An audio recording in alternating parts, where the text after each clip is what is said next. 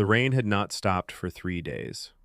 Daniel sat alone in his small apartment in New York City, staring at the unpaid bills spread across the table. The city outside his window moved fast, taxis rushing by, people laughing under umbrellas, bright lights flashing everywhere. But inside his room, everything felt dark. He had lost his job 2 months earlier. His friends slowly stopped calling. Every morning he woke up with the same question in his heart. Jesus, where are you? He tried to stay strong, but the silence felt heavy. One night, after hours of worrying, Daniel opened an old, dusty Bible his grandmother had given him years before. A small handwritten note fell from the pages. It said, "When life becomes too heavy, let Jesus carry what you cannot." Daniel stared at those words for a long time. Something inside him broke. For the first time in years, he fell to his knees and whispered, "Jesus, I can't do this alone anymore." The next morning looked no different. The sky was still gray. The bills were still there. But something inside Daniel had changed. Instead of fear, there was peace, small, quiet peace. He walked outside with no real destination, just trying to clear his mind. As he passed a crowded subway station, he noticed an old man sitting near the entrance holding a cardboard sign that read, "God still has a plan for you." Hundreds of people walked past without noticing him, but Daniel stopped. The old man looked directly into his eyes and smiled gently.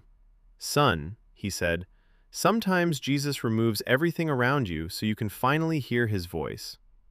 Daniel froze. It felt like the words were meant only for him. He gave the man the last few dollars in his pocket. The old man smiled again and said softly, "You're closer to your miracle than you think." Days passed, and life still wasn't easy. Daniel applied for jobs and heard nothing back. He fought discouragement every day.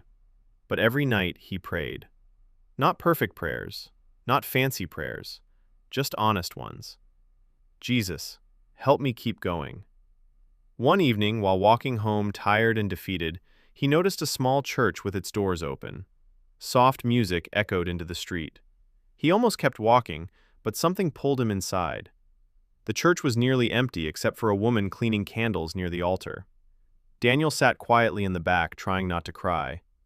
Suddenly, the woman walked over and handed him a small card. On it was written a Bible verse. "With God, all things are possible." Daniel looked up in shock. That was the exact verse his grandmother used to repeat to him as a child. Tears filled his eyes. In that moment, he realized Jesus had not abandoned him. He had been speaking through strangers, through moments, through whispers of hope. That night, Daniel prayed differently. He no longer asked, "Why is this happening to me?" Instead, he asked, "Jesus, what are you teaching me?" And slowly, his heart began to heal. He started helping at the church food pantry during the week. He met people who had lost even more than he had: families without homes, elderly people forgotten by society, young teenagers fighting depression. Yet many of them still smiled, still believed. Daniel realized something powerful. Faith is not believing life will always be easy. Faith is believing Jesus walks beside you even when life is hard. One cold Friday evening, after volunteering at the church, Daniel received a phone call. A company he had applied to weeks earlier wanted to interview him immediately. His hands trembled as he thanked God. The interview went well, but days passed with no response. Fear tried to return. Doubt whispered again, "Maybe this won't work either." But this time, Daniel refused to surrender to fear. He remembered every small sign Jesus had shown him. So instead of panicking, he prayed. 3 days later, his phone rang again. He got the job. Not only that, the position paid better than his previous one. Daniel sat silently after the call ended, tears rolling down his face. He looked toward the sky outside his apartment window and whispered, "Jesus, you never left me." But the greatest miracle was not the job. It was the person Daniel had become during the storm. Before, he only wanted success. Now he wanted purpose. Before, he only prayed when life fell apart. Now he spoke with Jesus every day. Before, he felt alone in a city full of millions. Now he understood that God had been with him in every painful moment.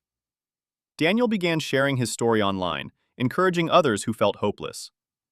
Thousands of people listened because his pain was real, and so was his faith. One message he shared touched millions of hearts. Sometimes Jesus calms the storm. Sometimes he lets the storm rage and calms his child instead. Tonight, maybe you feel like Daniel. Maybe you are tired, anxious, forgotten, or afraid of the future. Maybe people walked away from you. Maybe your prayers feel unanswered. But hear this clearly.